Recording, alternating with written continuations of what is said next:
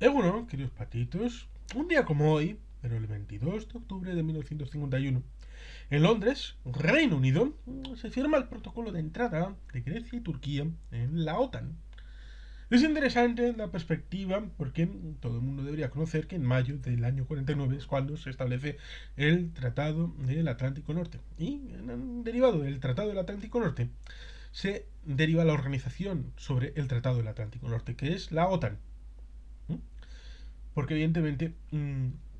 la dificultad de los británicos a partir del 44, que es cuando salen los alemanes de Grecia, para mantener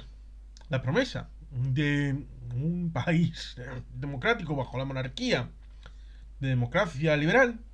con la dificultad que había habido en Grecia antes de la Segunda Guerra Mundial, con la dictadura de Metaxas, y la dificultad anterior con los monarcas, el asunto de Benicelos, la polaridad, la guerra entre los griegos y los turcos de comienzos de la década de los 20. Una historia muy truculenta que evidentemente lleva a que en el año 43 en Moscú se trace con un lápiz la idea de la influencia posterior a la Segunda Guerra Mundial entre Stalin y Churchill en el ámbito de Yugoslavia, de Hungría, Polonia, los países del este, Rumanía, Bulgaria y también Grecia. La idea de cuánto sería para los anglosajones y cuánto sería para los soviéticos. Y en teoría, en el año 44-45, la influencia soviética en Grecia estaba capiti disminuida sobre ese pacto que Stalin estaba decidido a cumplir. Qué curioso, cuando otras cosas que pactó supuestamente en Yalta y en Potsdam no las quiso cumplir, sobre todo con lo referido a Polonia, porque como entraba dentro de su facultad, no tenía por qué esconderse para la evitación de una elección libre. Y evidentemente eso significa que en la Guerra Fría la realidad de Grecia significaba que había que defender, pero los británicos estaban faltos de material. Faltos de material ya en el 44, en el 45, final de la guerra, pero luego se reactivará años después, en el año 48, con la guerra civil griega, ya con cierto apoyo de los soviéticos, pero también de los yugoslavos de Tito, y esa pugna en espacio tercero de quién hacía qué, y por tanto la confluencia de los comunistas a la hora de tratar de lograr un cambio de pulso que los británicos no estaban en disposición de afrontar. Y por eso pidieron ayuda al otro lado del Atlántico para que la antorcha helada de sus manos se transmitiera al otro lado del Atlántico, a lo que en el discurso del 41 Churchill dijo el nuevo mundo salvará al viejo mundo. Pues eso se plasmará definitivamente en el año 48-49 en esa transición entre los británicos y la OTAN a través de los Estados Unidos. Esa OTAN que nace en el 49 y que evidentemente también tiene que ver con Turquía, una Turquía que en la Primera Guerra Mundial participó de la guerra con el espacio de los imperios centrales, de los malos, de los llamados malotes, porque perdieron la guerra y por tanto sufrieron las consecuencias en tratados separados. Versalles para los alemanes y luego para los austríacos, los húngaros, los turcos en esa guerra posterior, porque no se resignaron a la repartición del Imperio Otomano y luego de la propia Turquía entre los griegos, los armenios y protectorados también hasta de los estadounidenses. Aquel que quiera puede ver que los estadounidenses tenían una zona de protectorado que fue eliminado porque venía asociado al Tratado de Versalles ligado a la Sociedad de Naciones, que fue rechazado por el Congreso, porque fue vinculado todo el paquete en uno y el Congreso, el Senado dijo que ese tratado no lo querían porque estaba todo mezclado y unido con un clip y por tanto había que separarlo y hacer las cosas distintas. Turquía, por lo tanto, en la época de entreguerras tuvo dificultades porque se metió en esa guerra con los griegos, una guerra intestina que terminó en 1923, que funda Ataturk en el ámbito de Anatolia, de lo que queda del imperio, pero étnicamente más o menos pura, en ámbito turco, a pesar de que hay mucho kurdo por ahí. Y eso tendrá consecuencias, por ejemplo, en el genocidio del 98-99, con silente y renuente apoyo de los Estados Unidos que a los que le habían vendido las armas, pero ciertamente eso será al final del siglo XX. Y en la época de entreguerras eh, se lamerán las heridas y pensarán, no vamos a hacer como la primera, en donde dos barcos que estaban en el Mediterráneo y que no podían salir por el estrecho de Gibraltar van en dirección a Constantinopla y allí fuerzan la decisión de entrar en la guerra en favor de Alemania. Y a pesar de que técnicamente esos barcos son un regalo para los otomanos, en realidad toda la oficialidad y toda la marinería estaba compuesta por los anteriores ocupantes de los barcos y por lo tanto tenían libertad de acción y se metieron, por ejemplo, con los rusos en la zona del Mar Negro y haciendo de las suyas para incorporar de manera definitiva a los otomanos en la guerra. Y por lo tanto, esas pérdidas, esa visión, ese relato tuvo influencia en no entrar en la Segunda Guerra Mundial. Porque podían haber entrado del lado de Alemania, en el primer elemento de la guerra, pero luego en el 44-45 podían haber incorporado de parte de los aliados y no lo hicieron. Y se mantuvieron neutrales. Hasta el último día, en donde ya, sí, en el último día se mete todo el mundo en la fiesta. Porque ya los beneficios son inmensos, en teoría, pero los efectos negativos ya no son tantos. Y por tanto, uno se apunta a la fiesta de... Venga, vamos a declarar la guerra a los alemanes. Y a los japoneses si hace falta. También, venga, vamos para allá. Y eso está encima de la mesa. Los turcos también sufrieron las dificultades de la Guerra Fría, el Partido Comunista, en tratar de dar un golpe de mano, y los británicos también se tuvieron que meter y enfangar en Turquía para tratar de mantener el régimen, a pesar de que Turquía jamás había apoyado en la Segunda Guerra Mundial, como por ejemplo se puede intuir en la película de los cañones de Navarone, respecto a los turcos que son meros espectadores de lo que sucede con ese comando, con la especulación de que Turquía podía entrar o no en la guerra. Pero en esa película con Anthony Quinn y otros y bueno, pues otros personajes en la película que igual comentamos en algún momento, pues ciertamente eh, el trasfondo, el tema de Turquía estaba ahí, pero hubo que devolver el favor entre comillas con tratar de solventar la papeleta, y esa papeleta fue en el año 48-49, lo mismo que con Grecia, y esa dificultad lleva a la incorporación de estos dos países que no se suman a la fundación de la organización y son la primera ampliación en el año 51. Y curiosamente y paradójicamente entrarán los dos el mismo día. En la firma, el 22 de octubre del 51, y entrarán luego en el mismo día, que es el espejo respecto a lo que sucederá en 2022-23 respecto al proceso de integración de Suecia en Finlandia. Ahora estamos con el de Suecia, a punto de culminarlo. Y Finlandia ya está dentro. Pero con el caso de Turquía y Grecia entraron el mismo día, aunque pueda parecer, por el relato de algunos, que entraron antes unos u otros. ¿Por qué? Pues porque evidentemente, en teoría, la idea de una unión en lo militar era para derivar la imposibilidad de entrar en una guerra entre los países miembros. Pero los turcos tienen ese proyecto de aguas azules alrededor de Anatolia, que eso incorpora ciertamente en la zona del Egeo a todas las islas que antes habían sido otomanas, pero con la derrota del Imperio Otomano fueron o bien griegas o bien italianas, sobre todo el Dodecaneso. Y con la derrota de Italia, la proposición fue que fueran protectorado a través de Naciones Unidas de los griegos. Y con ese estado de cosas, después del 45, se fue consolidando la idea de que casi todas, salvo un par de islas en la zona norte de la entrada de los Dardanelos en dirección al Bósforo, por interés de la protección de esa entrada, pues están en manos de los griegos, casi todas las islas del Egeo, en dirección hacia Creta. Y esa idea, que luego será contestada por Erdogan con los acuerdos cruzados entre los griegos y Egipto, y Libia, una de las facciones de Libia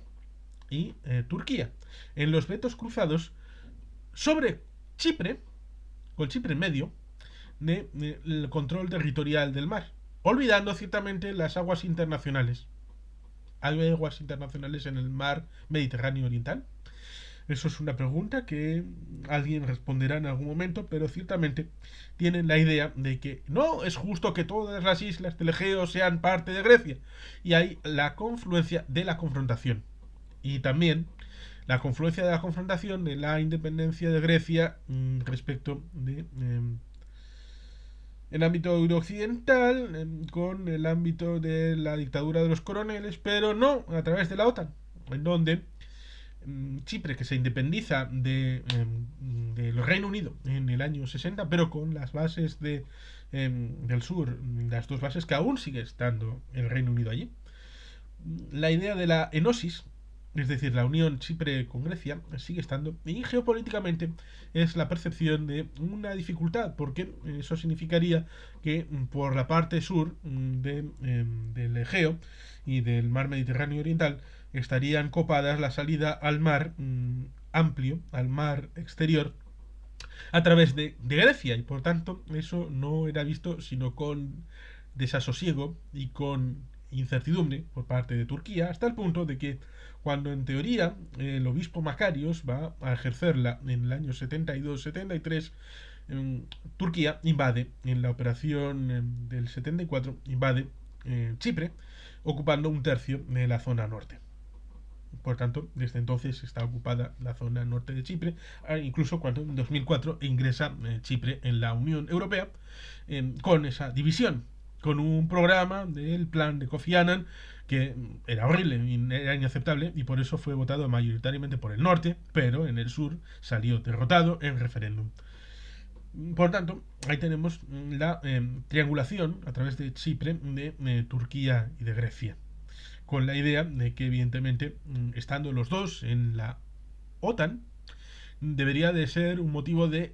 deflación de la conflictividad, pero eso no significa que no se hayan ido a la guerra los dos juntos, como pasó en el 74, en un país proxy, como diríamos, en la zona de Chipre, pero a la guerra juntitos entre los dos, porque al final se estaban pegando, en teoría, griegos a través de Chipre y los turcos. Y la dificultad, ciertamente, de la posibilidad de una forma de desembarco al estilo de Pergil en alguna de las islas del Egeo para el uso de ese atolón, de esa isla, de ese peñasco en el mar, de las aguas propias de esa isla, que para ser isla tiene que ser habitada, y evidentemente es distinto de los peñascos y los rocosos montículos de la mar, para ciertamente los beneficios que están debajo de la mar, en hidrocarburos, recursos naturales o la propia pesca, ¿por qué no? Y por tanto, ciertamente, ahí tenemos una conflictividad entre Chipre como epicentro, pero también los hidrocarburos, los gases, el petróleo, a través de Turquía y Grecia y de las islas del Egeo.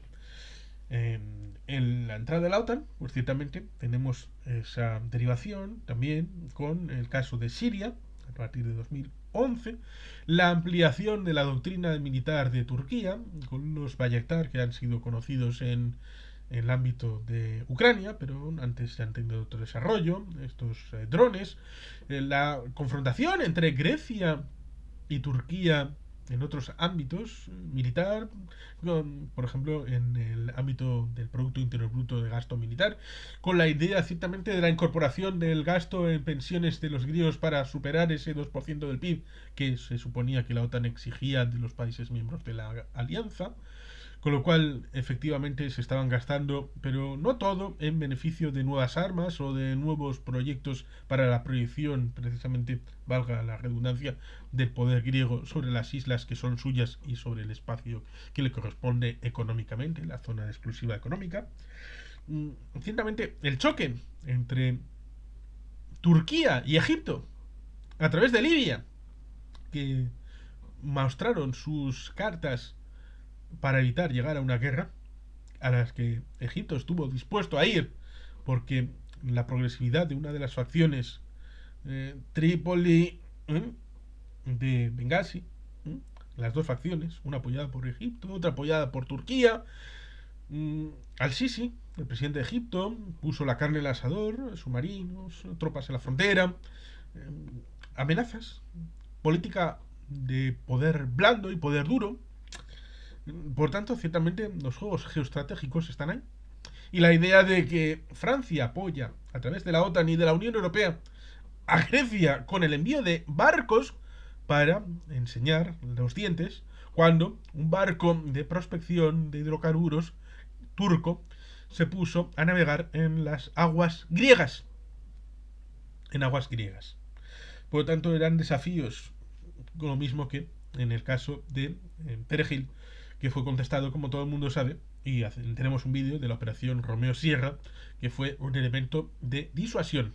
necesario, imprescindible, a pesar de que muchos en España se chotean y se cachondean de esa operación, luego relatada con excesivo humor y demasiada falta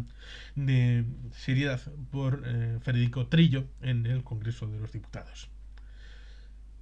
Suecia y Finlandia son el espejo,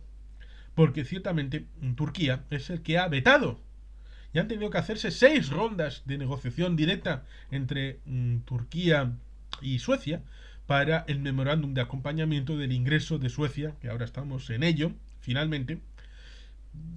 que ciertamente cerrará el Báltico a los rusos, cerrará completamente y encajonará la flota del Báltico en Kronstadt y entre Kronstadt y San Petersburgo. Y ya está. Y por lo tanto hará dificultoso cualquier suministro por mar de cosas respecto a Königsberg, que está ocupado ilegalmente e ilegítimamente, sin ningún título más allá de las armas nucleares soviéticas a través de las rusas actualmente, de título de propiedad de Königsberg. Rusia no tiene derecho de propiedad, tiene poder sobre la propiedad de Königsberg.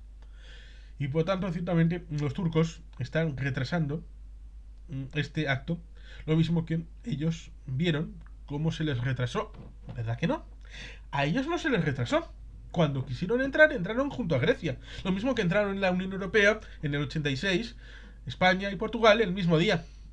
Para que ninguno de los dos se pudiera picar de yo entré primero, no, tú entraste primero, y no, el otro. Y así poder calmar las aguas y esos dos pues tuvieran esa circunstancia de favorecimiento.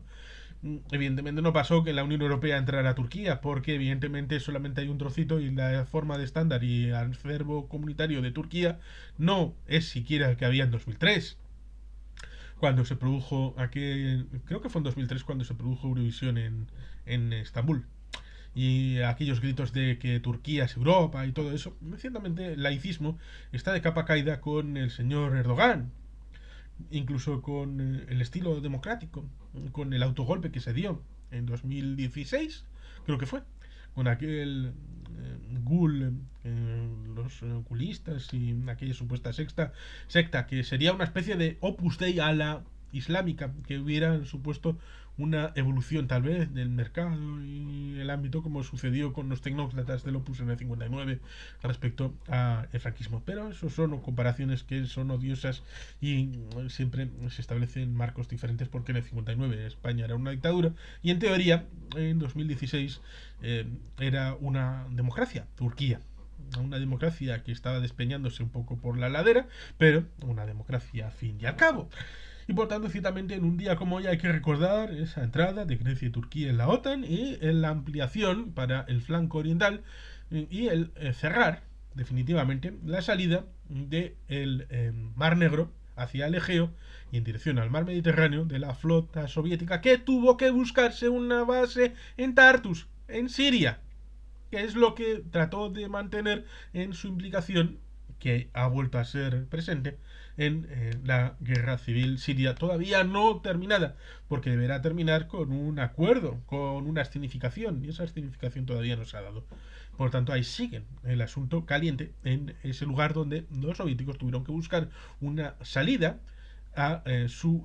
fórmula desde el Mar Negro para poder pasar el Egeo y poder llegar al Mediterráneo. Pero después del Mediterráneo, para salir a aguas afuera, tienen que pasar o bien el canal de Suez o bien el estrecho de Gibraltar, para salir o bien al Atlántico o bien al Índico. Y ahí es donde se buscaron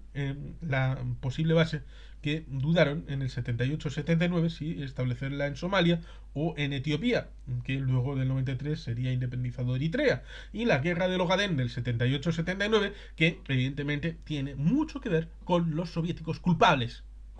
de esa guerra y de la evolución de la situación en Somalia y en Etiopía. Lo mismo que los rusos tienen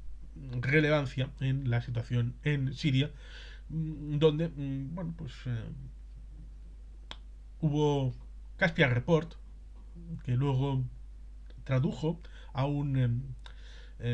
historia geopolítica al castellano como franquicia de este canal original de Caspian Report, pues se habló de la vinculación de Ucrania y de Siria en 2014.